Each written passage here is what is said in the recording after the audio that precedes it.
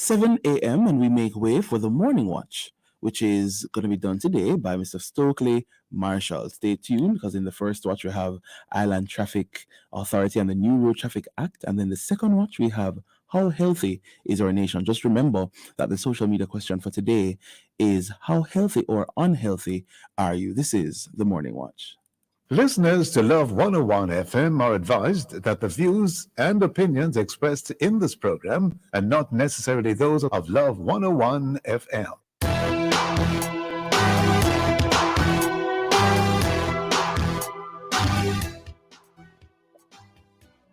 Hello and welcome to the Morning Watch on Love 101 FM, the number one gospel station in Jamaica. I'm your host, Stokeley Marshall. A special welcome to our listeners on love101.org. And if you are overseas and on the move, U.S. listeners can access us at 712-832-8001. And if you are in the UK, 0330-332-6541, or join us via the Love 101 FM app that can be downloaded from the Google Play Store or the Apple Store.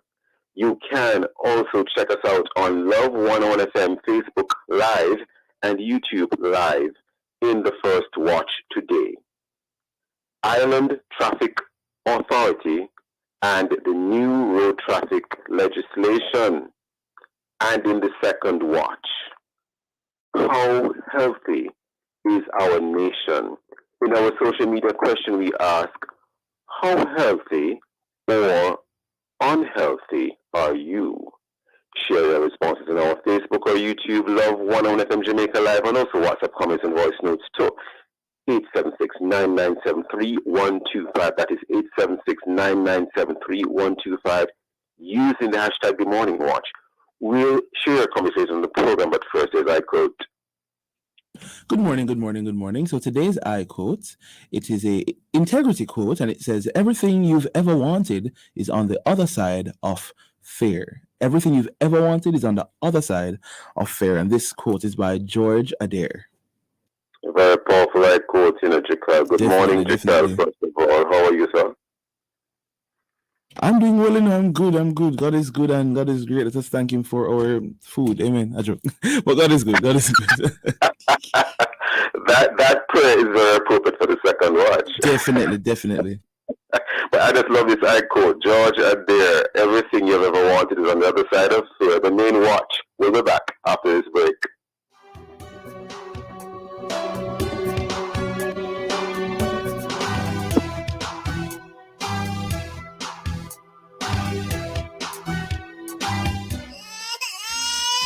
Family growing? Yeah, time to make a move. Turn down the music, man. Need your own space?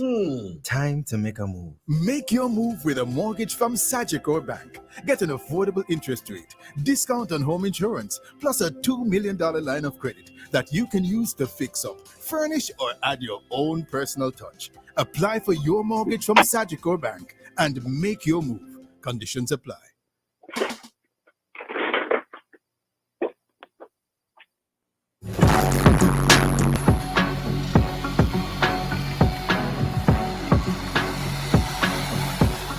Bye, mommy. Okay, be safe. I will. Okay. All right, bye. Bye.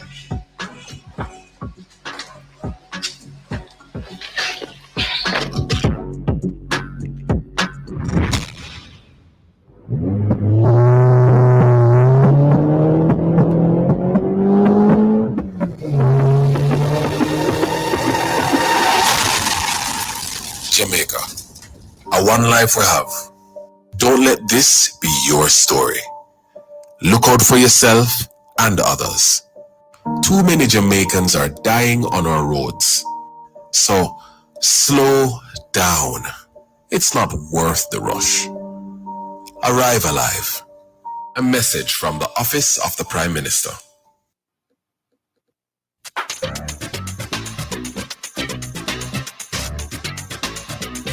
For 50 years, Under the Law has been helping you to know your rights and how the laws of Jamaica can help you defend those rights.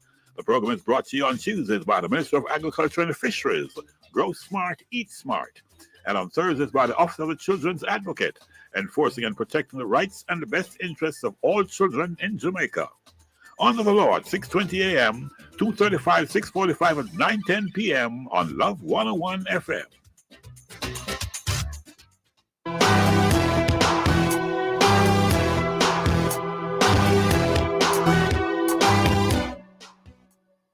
Welcome back to the Morning Watch. I'm your host, Stokeley Marshall. Thanks for staying with us. Now, as of February the 1st, that was yesterday, the phased implementation of the new Road Traffic Act 2018 and the Road Traffic Regulations 2022 began. This new law aims to, among other things, better regulate the use of all roads while at the same time ensure safety of motorists, pedestrians, and other road users.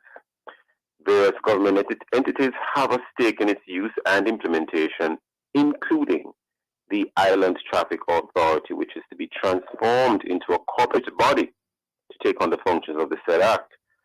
What are these functions and responsibilities? Well, we will be focusing today on the ITA, the Island Traffic Authority. Can't cover all aspects of this new regime on one program, of course, today's program, but we have today from the ITA, Dante Matthews, Education and Information Officer of the Island Traffic Authority. Mr. Matthews, good day to you. How are you? Good morning. I'm doing well, and good morning to your listeners. Now, for those persons who may not know, tell us a little bit about the ITA, the Island Traffic Authority. What does it do, and what will its role be in relation to this new road traffic regime? Okay, so currently the Island Traffic Authority is a department of the Ministry of Transport and Mining, and the Road Traffic Act 2018 gives provisions for the Island Traffic Authority to be established as an entity to perform the functions necessary to regulate and control traffic on the roads. So currently we know... As a standalone authority? Yes. Okay. But before that, persons, would have been aware of the two main products that the ITA issues, which are the certificate of fitness and the driver's license. And among other things, though when you hear IT, those are the two things that people would, associate the authority with. But among other things, we have other functions even before the act was implemented, such as inspection of government motor vehicles, learner's permit. We are also responsible for the licensing and registration of vehicles. It's just that it was a delegated function. Will still continue to be a delegated function because that is just a tax office, but it's a responsibility of the Island Traffic Authority. Okay, so in terms of the new road traffic regime, the regulations in particular, what is the role of the ITA going to be, or what is it now? All right. So increased functions and more authority, including the suspension of driver's licenses. So persons would have been aware that, when you go to the courts would suspend your license on different grounds. Now the Island Traffic Authority now has responsibility for suspending driver's licenses once persons have accumulated a certain amount of demerit points. And I talk about demerit points. If a person has accumulated... Slow down a little bit. I know we're not in traffic here on the phone, but just slow down a little bit, sir. Now, you're saying, in a nutshell, that it doesn't require a court to suspend your license. Once you've accumulated a certain number of points, you, the Island Traffic Authority, can do that suspension of driver's licenses. Yes, that's correct. I want to make sure the listeners get that one very clear. Continue, Mr. Matthews. All right. Just checking. Are you hearing me clearly? Yes, man. Definitely. Go ahead. All right. So for persons who have accumulated 10 to 13 demerit points, their license will be suspended for 6 months. 14 to 19 points, 1 year suspension. 20 points and over, 2 year suspension. And on other grounds, if you go to court for something that, is extreme or, dangerous driving, things like that, it can be ordered that your license be revoked. But in terms of suspension... Slow down again. 10 to 13 points is what penalty? Yes, 10 to 13 points, 6 months suspension, 14 to 19 points, 1 year, and 20 and over, 2 years. And when does revocation become an issue? When persons have, if the court deems it fit that you're not fit to be a driver on the road, if you have, done some dangerous driving or just something that warrants that your license be revoked. So for clarity, the ITA does not revoke a driver's license under this new regime. Well, under the Act, the courts can, because usually you have to go to court for something that, for example, killing, causing a fatality by dangerous driving, things like that. But for suspension, the ITA can. Okay, but the ITA is not going to be getting into the business of revoking a license. It would still be the preserve of the judge to do that. Yes. I see. Now, pretty serious indeed, especially when you consider that it's an authority doing it and not a court, where, well, I'll leave it at that for the time being. Now, certifying of driving schools and driving instructors, that obviously is your area, isn't it? Yes? Yes, so that's a function that the IT will take on now. So when it comes to driving instructors, the regulation states that a register of certified instructors and licensed schools will be kept by the Island Traffic Authority. So for persons who, those persons who are currently like teaching persons to drive and charging a fee and saying that they're driving instructors, and persons know them as driving instructors, they will have to be certified. So they will have to be at least 24 years old. By whom, one way? By the Island Traffic Authority. So you have to certify them. So that's a responsibility that the Island Traffic Authority will have. So they'll be certifying the instructors, and the instructors will have to develop like a program that the ITA must approve. So a driving instruction program. Stick up in. I've been driving for many years. I wanted to. My child turns 16, 17, and I can teach them to drive. I'm no longer allowed to do that. All right. So the thing with the regulations, no, you can teach your child, but there's a part in the regulation that states for somebody to apply to the ITA to sit the driver's license, they'll have to submit a certificate of completion, which has to be from a driving school. So you can give your child the tutoring and so, but they will have to complete the training at a driving school before they can apply for the license, because they'll have to submit a certificate of completion that comes from the driving school. Oh, so you can't just teach your child anymore to drive. A child who's of the relevant age, obviously, and they go straight to the depot. You with the child, with the relevant person, obviously. But now the regime is that even if I teach the child to drive, and the child is a competent driver, for them to get the license, they have to complete classes at a certified driving school. Yes. With a certified driving instructor. Yes. How many classes must they go through in a mandatory fashion at this driving school? I don't remember off the top of my head, but I know that in regards to getting, like applying for the license, the learner driver must wait 6 months. That's a regulation under the Act. So within that period, the learner driver must complete training and classes and all those things. But I'm not sure. I don't remember the number of my head when it comes to the amount of classes. I can get back to you on that. I understand, sir, because all of this is a lot to unravel, and much of this is new to all of us. And okay, fine. So anything else you want to let us know quickly in relation to a learner's permit? All right. So under the new Act, the learner driver, when applying for a learner's permit, many persons may be aware that they have to sit a road code test now. A few years ago, you could just go to the tax office and you get just carry your photos and pay $1,800 to get a learner's permit. Now you have to sit a road code test, and along with that, learner drivers will now have to submit a medical certificate before applying for a learner's permit. So that's something new. The medical to say what? Just to test the applicant's, fitness to drive a vehicle, eyesight, albumin, just the regular. They see that form that persons usually fill out when they're applying like for a general driver's license. It's a form similar to that where they go to a medical practitioner to get it completed, just to ensure that they are capable of operating. Hold that thought 1 second because we are now headed to a break. Listeners, please stay with us. We'll be right back on the Morning Watch. All right.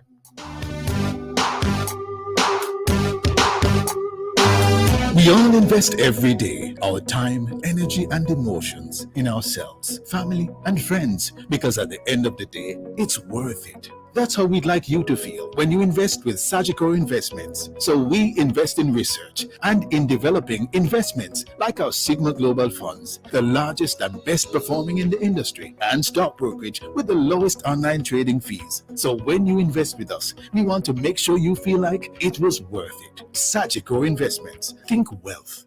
You work hard to make Jamaica a first-class destination. Isn't it time you receive the 5-star benefits? Retire smarter with the Tourism Workers Pension Scheme, a portable plan that also provides your family with financial security in case of your untimely death. It's easy, affordable, and accessible online. Retire and relax with the Tourism Workers Pension Scheme. Visit twps.myguardiangroup.com or call 876-927-4105. Guardian Life. Live secure. Live easy.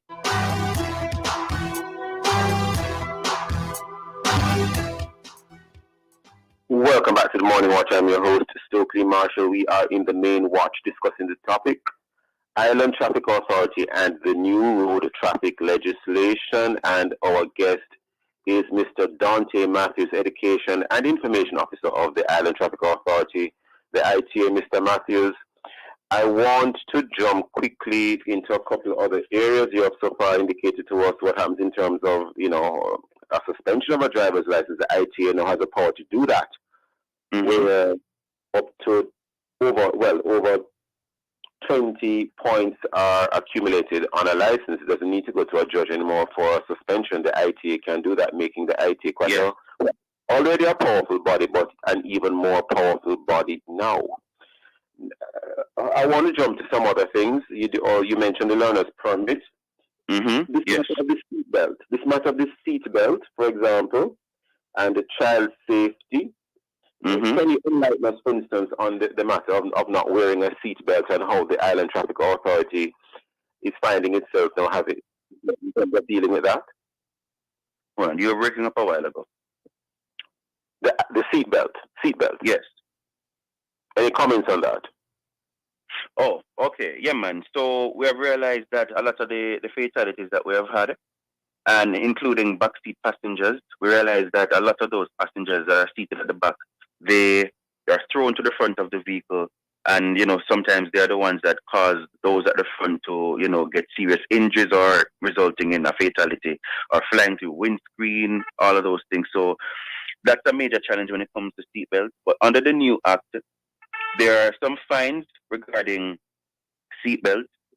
So if a driver fails to cause a passenger to wear seatbelt, the driver will be fined $2,000. What makes a driver fail to have you wear a seatbelt? So when you go into somebody's car, or if you as a driver picks up somebody or carrying somebody in your vehicle and they're not wearing a seatbelt, or you don't tell them to wear a seatbelt, or you told them and they don't wear it and police stops you, you're the one getting the ticket and the demerit point, not the passenger. It's the driver that will be getting it. So it's the driver's responsibility to ensure that the passengers are wearing seatbelt. Also, if a child is in the vehicle and not wearing, the passenger will not be getting the ticket for not wearing. It's the driver. The driver. It's the driver that will be getting the ticket because the driver has the responsibility to ensure that. Forgive me here. Suppose the passenger had put it on and then taken it off, and the driver didn't see you take it off. I'm just putting that as a hypothetical. Well, that's a discussion for the police and the driver, because if they had told them, then you would have to prove it to them. This matter of not wearing the seatbelt is something that the ITA would have the sole responsibility to deal with, or it is something that would be sent to court if the driver chooses not to pay the ticket at the tax office, for example. No, man. So they would still have to, if they don't pay the ticket. Because remember, previously you had 21 days to pay the ticket. under the act, persons will now have 30 days. Yes. So if they fail to pay the ticket within the 30 days, they'll still have to go to court to answer to that matter. So we don't hear the matter. We don't hear matters. Do you repeat? And then they could argue that. Yes. The drive. And yes, and also if in the case of a suspension, no, another thing that will happen under the new act, if persons' licenses are suspended and they feel that it was wrongfully suspended, there will be no road traffic appeals tribunal, where persons who believe that their license was suspended wrongfully, they can appeal to that tribunal to have the matter heard, and they'll need to provide proof of why they believe that the license was suspended wrongfully. So they have 14 days in which to appeal to the tribunal after getting the license suspended. And then the ITA will have to submit their documentation or their proof to say that this is why the license was suspended. So the tribunal will hear the matter, and that's the process. If you feel like you were wrongfully suspended. So just a matter of interest, a question many persons listening might wonder: where is this tribunal going to be located? It's a body. Well, it's going to be in corporate area. But it's a body of different stakeholders, so it's not like people from ITA, or it's a independent tribunal that will hear the matters.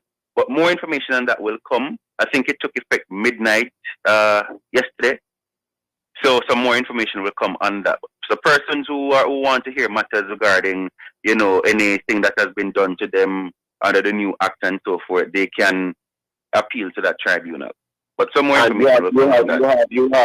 We still have 14 parishes in Jamaica. So the corporate area, I will presume, is Kingston and St. Andrew in terms of the tribunal, but yes. So this tribunal will be sitting across the island?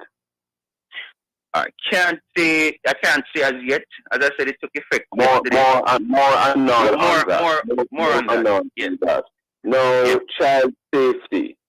This is a special area that is being addressed by child safety in a car, for example? Yes. And what about child safety in a bus? It can be, they have different types of buses and public transportation, other types of public transportation. Tell us about that, sir. All right. Children sitting in the lap, that sort of thing. All right. So that's a touchy one and a very important one. Yes, but you're going right there because it is a social reality. It's an economic reality. Help us, sir. Help us, Mr. Matthews.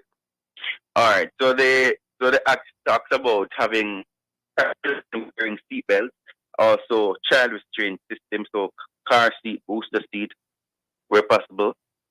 And there are some penalties, for example, and demerit points. I can't say much about the bus, because I don't know how that's gonna work. But I know for like cars and so, where you don't have the child wearing the seatbelt, because on a JUTC bus there are no seatbelts, and for example on a coaster bus there's no seatbelt in the passenger seats or so, because you also have middle seats, things like that. But for cars, I can speak to if you have a seatbelt in the vehicle and the child is not wearing the seatbelt, that's a fine, and that's more demerit points for the child not wearing a seatbelt. Yeah. So it's 4 demerit points for the child not wearing the seatbelt, but it's 2 demerit points for the adult not wearing the seatbelt. So the demerit points is more when it comes to the child. And in relation to child, we mean child up to what age? Because that could be a legal point. All right, so 0 to.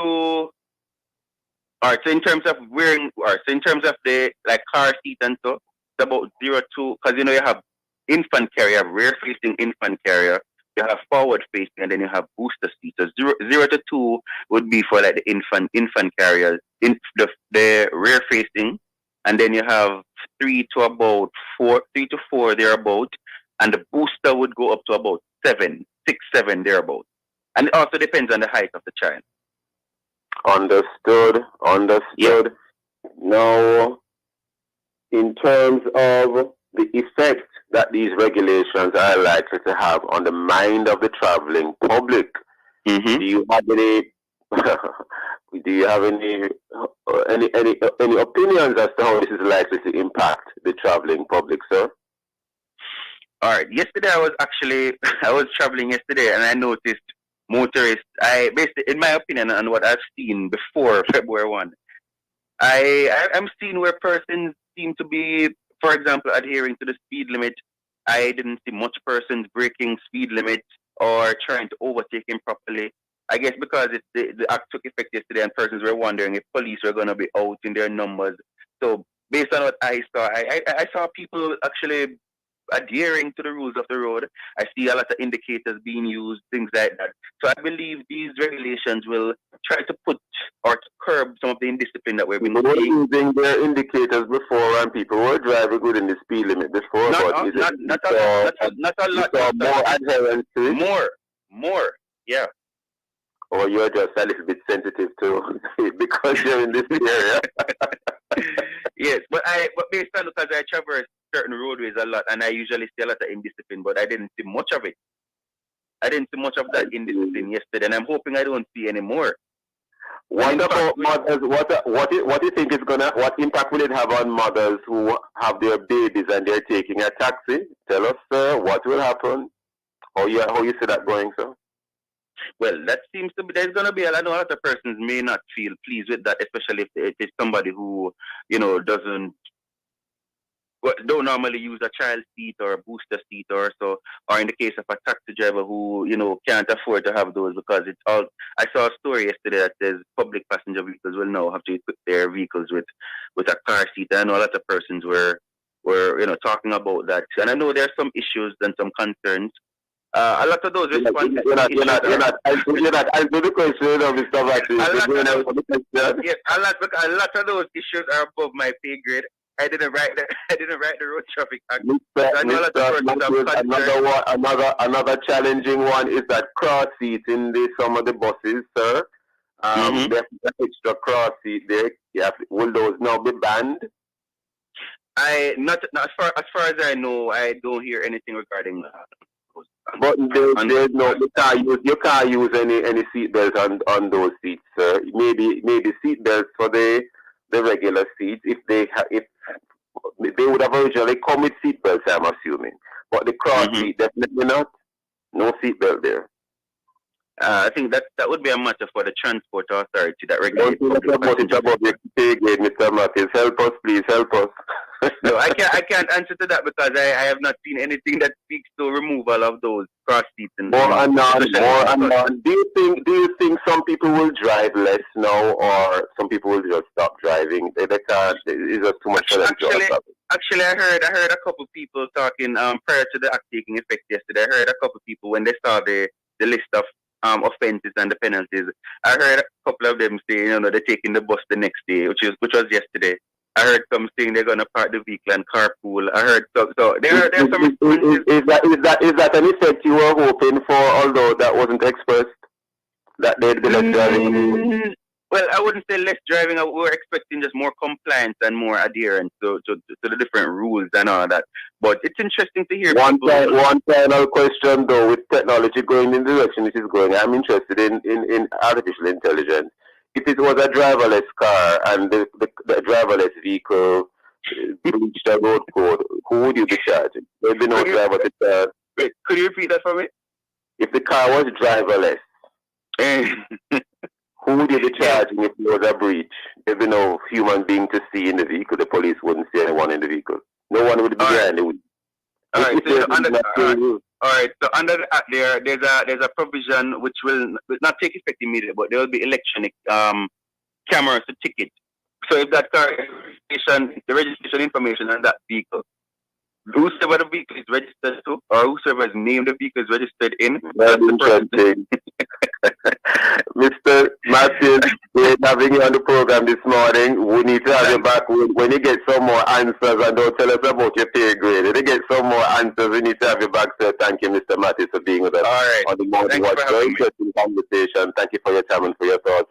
Listen, we'll be right back to the Morning Watch.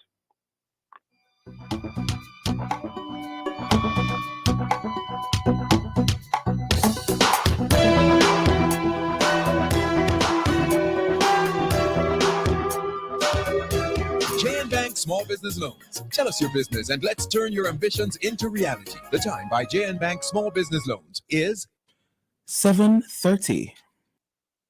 For all your funeral service needs, visit House of Light, located at 23 Old Market Street, shop number 10, Spanish Town, St. Catherine, and 800 Arrow Road, Unit 7, Toronto, Canada. We provide caskets, hearse, chariots, programs, buttons, t-shirts. Call us locally at 876-202-6540 or 876-859-7264. Internationally at 647-293-1823. Email us at houseoflightfuneralhome@gmail.com. They're full of life. You're full of love. They're carefree. You care more. That's why we created Child Protector, a critical illness insurance plan from Sagicor Life. It provides coverage for your child in the event of 15 critical illnesses, hospitalization benefits, life insurance, and investment benefits. So make sure your child can live life to the fullest. Apply for Sagicor Child Protector today. Hey everybody, I'm Ashley. I'm Jakal. I'm Victor. I'm Chantel. And we are The Pulse Podcast. You can find us every Saturday at 7 p.m. on Love 101 FM JA's YouTube channel. Yes, 7 to 8 p.m. And ensure you follow us on social media, Twitter, TikTok, and Instagram. At The Pulse Podcast JA. The Pulse Podcast, your weekly source of authentic, Jamaican, faith-based, creative content and edutainment. Culture, creative expressions and games. This is the Pulse Podcast.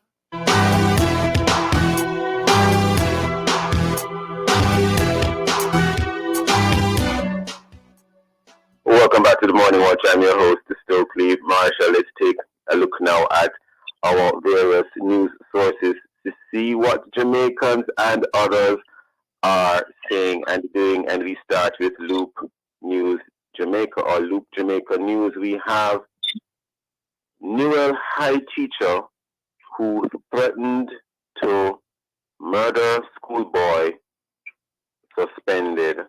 Newell High teacher who threatened to murder schoolboy suspended. We now turn to the Gleaner.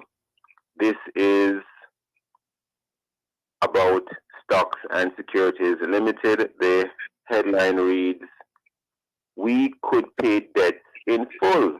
We could pay debts in full, and that those words are attributed to Stocks and Security Limited itself. We could pay debts in full. And we now go over to the Jamaica Observer. A headline here reads, "No place to hide. FBI to take on extensive role in SSL case." No place to hide. FBI to take on extensive role in SSL case. Those and many other stories in the various news sources available to us. Of course, coming up next, we'll read some of the feedback from our Facebook and WhatsApp question, which is how healthy or rather, let me read that again. How healthy or unhealthy are you? If you haven't done so yet, leave a comment on our Facebook or YouTube, Love 101 FM Jamaica Live, and also WhatsApp comments and voice notes to 876-997-3125 using hashtag The Morning Watch. We'll be right back.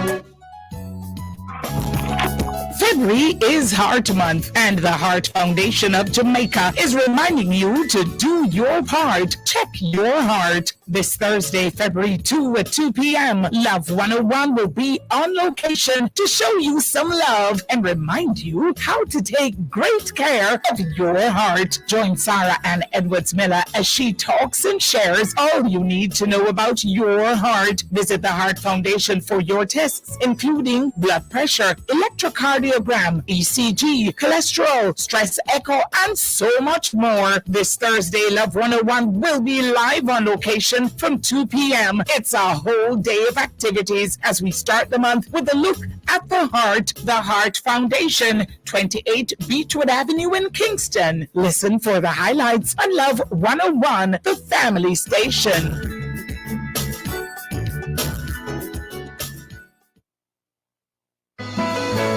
He knows my name.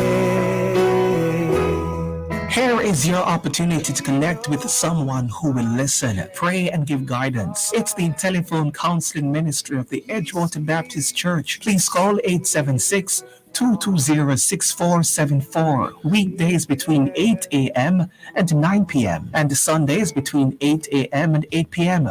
Please talk to someone if you're finding it particularly challenging to cope during this period of global crisis. Someone is waiting for your call. Please reach out today.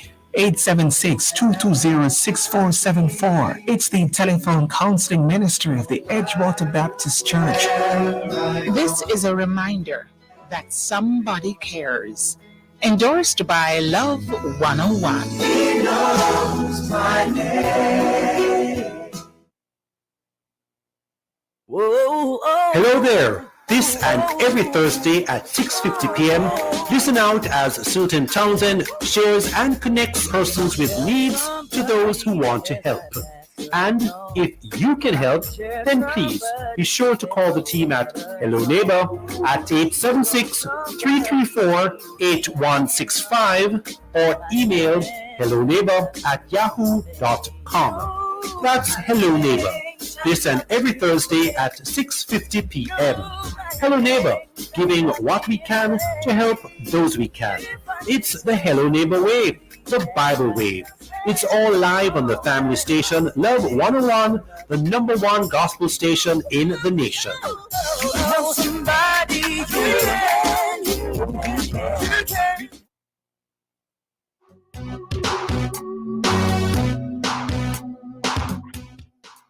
Welcome back to the Morning Watch. I'm your host, Stokeley Marshall. Well, Jacal, do we have any feedback to that question? The question, how healthy or unhealthy are you? Anyone on Facebook, WhatsApp, any social media space? Any comments? All right. So I see here somebody mentioned. All right, let me just find this. Okay, so this person, Little Renee, says, I am very healthy right now, and I am glad from 2021. The last I eat, or the last thing I ate sweet, and no, it's 2023. I am very healthy because I cannot go in any hospitals because it's not pretty. So she's saying that the last time she had anything sweet was 2021. So she's very healthy. Little Renee says. Good for her. Right. Good for her indeed. Is any others yet? No, none as yet. No. Well, that was quite a lengthy one. Quite a lot there. Right. Well, we're constantly being told that as a nation, our salt and sugar intake is too high. And it doesn't seem to stop the lengthy lines at fast food outlets from getting even longer.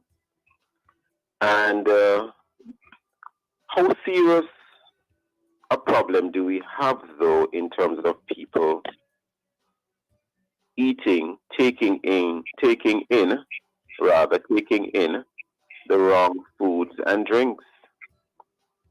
We have on the line this morning to help us to discuss this matter of are we healthy enough? Are we healthy or are we unhealthy? We have Jay Edwards. He's a health performance consultant and CEO of Spry Training. Spry, S-P-R-Y Training. We also have on the line Patricia Thompson, medical nutritionist and school nutrition specialist. Lady and gentlemen, good morning. Good morning. Now, how healthy is our nation? And, we talk a lot about health, but sometimes I get the sense we're not doing enough about it. So, would any of you like to comment about how healthy are we as a people? Because it seems as if you have valleys and hills. Some say they are, some say they are not. And those who say they are they really? Those who we might think are not, maybe they are. Starting with you, Patricia Thompson, medical nutritionist and school nutrition specialist. Okay, so to different people, they interpret health differently. So if you are an older person with some sickness, your perspective on health is more that you are not sick. So if you're not in hospital or lying down in bed, you say that you are healthy. Now, for a younger person, and this is where we want to take the discussion this morning, we want to talk about how productive are you really, right? So the focus is more on wellness, right? So persons don't think about wellness. So, for example, we heard one of the responses on the Facebook saying, well, I haven't eaten sugar since 2021. Now, not eating sugar is only one aspect of nutritional wellness, because what we want is a totally balanced intake and not just to cut out and cut out. The more you cut out and then you don't put in what is right to replace it, you get an empty tub because you leak out all the water, but you have not filled it up again with clean water. Patricia Thompson, hold that thought 1 minute. Let us bring in Mr. J. Edwards. J. Edwards, Health Performance Consultant, CEO, Sprite Training. How healthy are we as a people? How do you weigh in on that question? I think as a nation, we're very unhealthy. I like to use a few particular markers as a universal guide to health, regardless of age, personally. These are metabolic health markers. So looking at blood glucose, looking at triglycerides, looking at your visceral fat, the fat that surrounds your organs. These are the markers that I like to look at irrespective of age, because persons who claim to be healthy just because they're thin, that's also, I personally think that's not substantial, because you can be some thin. persons who are very slim and thin, they are not healthy. That's what you're saying. They're also at risk, because you have a term called TOFI, thin on the outside, fat on the inside. So you can be slim, but carry large amounts of visceral fat around the organ. And that is interesting. So I like to look at visceral fat. We like to do a CT scan or across the abdominals. And we also do an adipose tissue check, which is a surface fat. That's the fat that you can do liposuction to get rid of. But the visceral fat, the only way to get rid of it is through nutrition and exercise. Well, let's go right into nutrition and exercise right now. Sugar. Patricia Thompson, mention was made of sugar by the person who sent in that comment. And you also touched on sugar. We have been hearing a lot about processed sugar or processed sugar, depending on how you pronounce it, that this kind of sugar is bad for you, whether it's white sugar or brown sugar, and that the only sugar you should really take in is, the sugar straight from for example, the fruit, as an example, and even so you shouldn't take in too much. Any comments, Patricia Thompson, on that? Yes, I would like to focus on the last part, as you said, not to take too much. Because what we need to recognize is, based on the biochemistry of the body, all sugar will eventually be converted into blood sugar, which is glucose. And that glucose fuels the brain, the blood vessels, and fuels exercise, the muscles. So what we need to recognize is that we need a certain amount each day based on our activity level. And if we take in too much sugar, as well as which gives us calories, or too much calories from other sources like fat especially, then we will put on weight. And as Mr. Edwards just said, the internal body fat, which affects our metabolic markers. And so that is one aspect of wellness, in that if we can keep our obesity down, then we can reduce our risk for what we call chronic metabolic disorders like diabetes and hypertension and heart conditions and so on. So the amount, quantity is very important in nutrition, right? And this is where the nutritionist comes in, because we calculate your nutritional requirements based on calories and protein and all the various nutrients, and ensure that your intake matches in terms of the complementarity of the nutrients and quantity, the ratio of the nutrients to help you to be healthy and well. Interesting. Mr. Edwards, you're also a nutritionist, although you are here as a consultant, health performance consultant, but aren't you also a nutritionist, sir? Yes, I am. So I consult on nutrition, on sleep, on movement, exercise. Well, tell us about sugar before we head to the break. Well, we are at the break already. Hold that thought. Listeners, please stay with us. We'll be right back at the Morning Watch.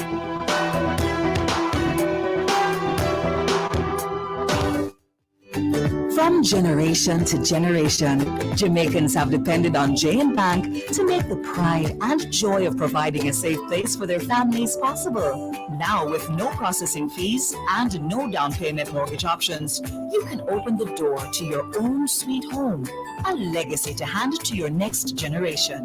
Visit jnbank.com to get pre-approved today.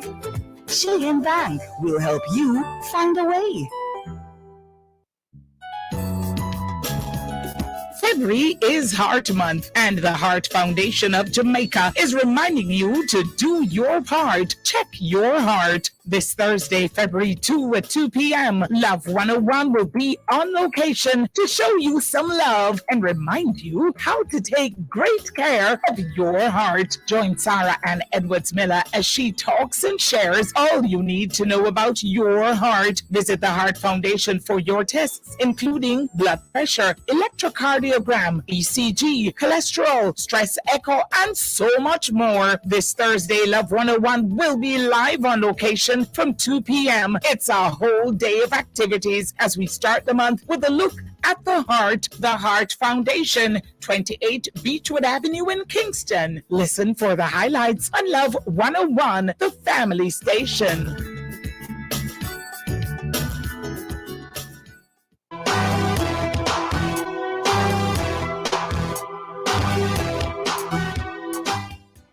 Welcome back to the Morning Watch. I'm your host, Stokeley Marshall. We are in the second watch speaking to Jay Edwards and Patricia Thompson, and we're talking this morning about nutrition and how healthy is our nation.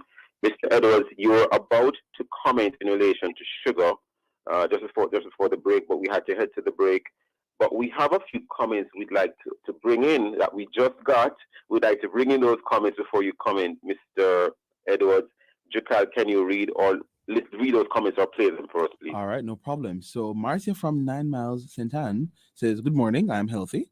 And then this one says, "I'm overweight. Sadly, I work too much and don't get time to eat on time. Hence, weight increase." Then they went on to say, "I don't believe fast foods by themselves are unhealthy because they are healthy meals to be had at most establishments. However, the overdoing of anything is off balance. People love fast foods. That will never change." And that is our final response for now. Thank you, Jakal. Thank you so much for that. I'm you know, the last comment that was read by Jakal a moment ago is quite touching. But before we get into it, if we do, Jay Edwards, help us. Your comments on sugar, and if you want to weigh in on what the last comment was, or even the ones before, feel free. Right. So, I mean, my take on sugar, refined sugar, that's processed sugar, that's made. The difference between that and fruits, sugar will ingest from stuff like fruit, is that fruits come with fiber and it also comes with vitamins and minerals. Now, that is the big difference between the two. Fruits are encased in goodness. But refined sugar isn't. It comes raw. I mean, and for me, I don't find hardly any much benefit to refined sugar. Yes, we heard Patricia talking about we do also need to replace sugar. So, I mean, fruits are a good replacement for refined, and I don't think refined sugar has much use in the diet. Now, in terms of the comments that are coming in, I think it speaks over again persons thinking that health is one-dimensional. They're just abstaining from fast food or just being in a position where they're being balanced is totally healthy. I think health requires a bit more effort than that because sleep is also a major part of health, and also the ability to manage stress So we could eat well, we could exercise, and then we can still be unhealthy. So it's very important that we understand all the markers that we need to take into account in order to be healthy. So yeah, that's my take on those comments. Thank you. Very interesting comments, Mr. Edwards. And, we have a lot of children who are ingesting a lot of sweets. And we also know that there's a movement in terms of veganism and vegetarianism. And there's just a general thing about, we hear a lot of talk about having a balanced diet. So with all of these things coming at us all at once, Mrs. Thompson, help us here. Children having too much sweets. Can children be on a vegetarian type of diet or vegan type of diet? What is a kind of ideal meal for a child? Help us, Mrs. Thompson. All right, we have to remember that eating vegan or eating a mixed diet, meaning that you eat meat and everything else, those are what we call diet modalities. And both can be healthy. Okay? The problem is coming back to the individual nutrients again. And we have to remember that when we're talking about sugar, salt, and fat, they are nutrients. And nutrients are needed by the body. But it is, as I said before, the amount and the imbalance. Now, there are 3 nutrients that are considered to be addictive. That is fat, salt, and sugar. And this is why you see people are running away from processed foods. Because processed foods may have additional salt added or additional fat in their preparation. But what I want to bring attention to is some of our cultural habits. We could be eating fresh fruit, and that is excellent, right? That's natural sugar. Unfortunately, the Jamaican wants to make juice with the sugar, and the problem with that juice is that they now add additional sugar to make it more sweet. Right? We are conditioning our taste buds to be sweet, to want sweet. And as I said, that sugar is addictive. What about oil? What about oil? I mean, cooking. Yes, indeed. Jamaicans add salt to foods. Like I was asking about oil as well. Adding oil when you don't need to put so much oil in the pot. Indeed. Because we love to fry everything. And then we drown it down in oil, and when it has a batter on it, that soaks up the oil. Right? We need to learn alternative cooking methods. Now, the thing about it is, these sugars are found, sugar, salt, and fat, as I said, are found to be more addictive than even cocaine. So when you give this to young children whose brain cells are not fully developed, for example, I have seen a baby on the beach, who should be on the breast. And when the baby cried, the caregiver gave the baby one of these trick things with salt. It made the baby stop crying. But guess what happened? What I noticed is that every time the baby cried, she gave the tricks business. And then the baby was crying just to get that. So already at that young age, the baby has become addicted to salt. Yes. You think so we have to be very careful about young children being exposed to a lot of fat, sugar, and salt. It's better they drink water than you go mixing carrot juice that you're going to add condensed milk and sugar, you understand, to it.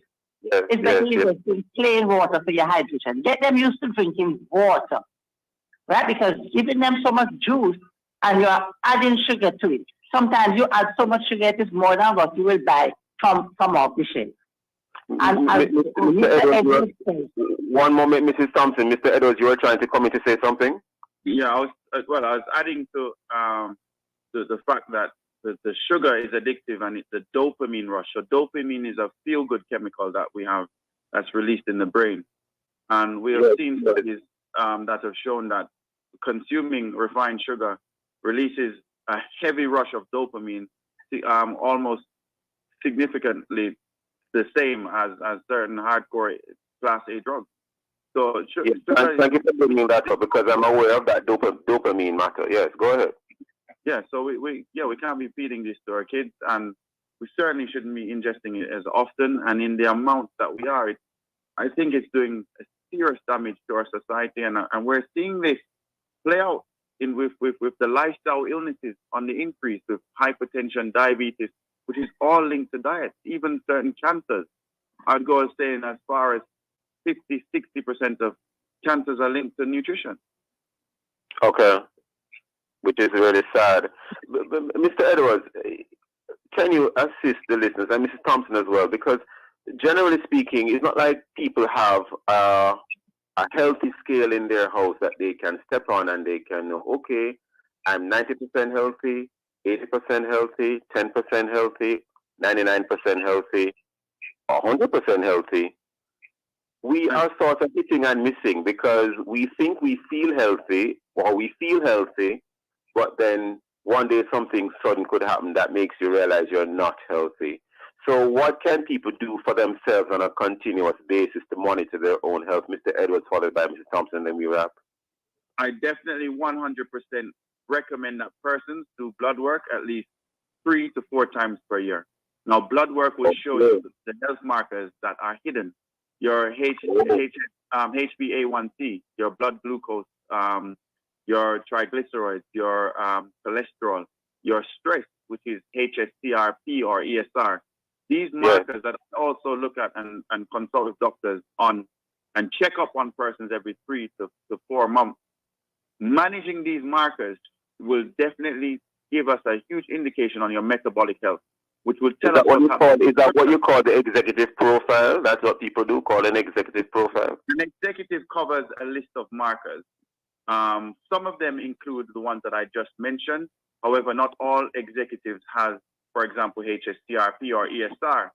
Some execs omit some of those markers and just focus on simpler ones. But also, I may request with doctors markers such as even testosterone, because we can formulate with looking at blood markers a story. It's like telling a story. If you're missing this or this is present or absent, it kind of puts us in a direction where we need to look for to find a solution. So I definitely want. So you would have to go to your regular doctor to ask for this blood work.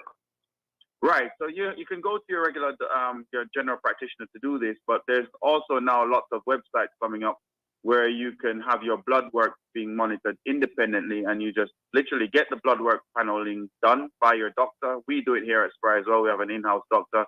And what happens is that panel, then you go to the lab with that, the data comes back, we plug it into our software.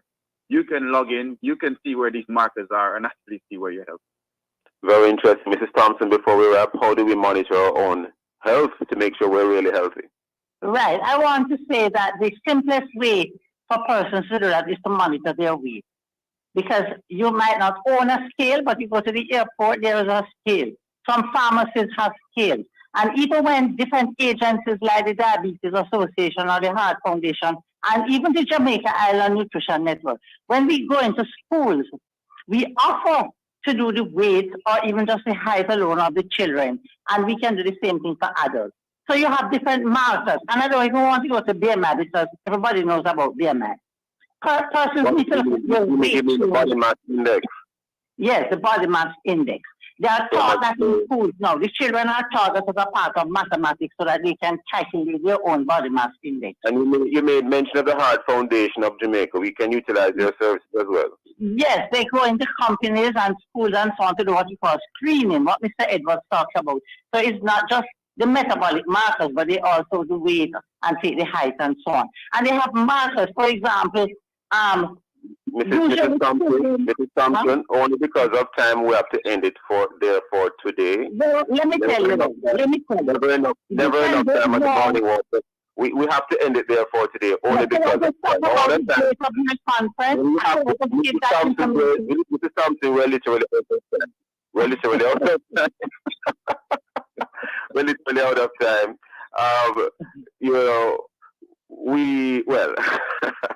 Just plug in the Jamaica Island Nutrition Network and the information will follow. So our conference comes up every year where we share a lot of this information. Understood.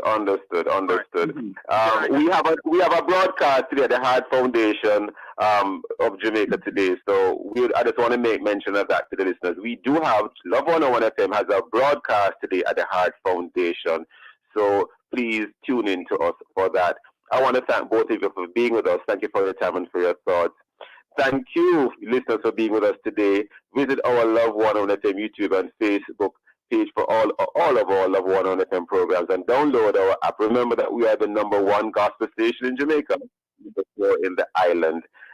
Join my colleague, Reverend Dr. Dallon, to start next week as he looks at other topical and controversial issues. And of course, thanks to our producer, Kathy Gale, and our guest, I am Stokeley Marshall, handing you back Love in the Morning with Jakal.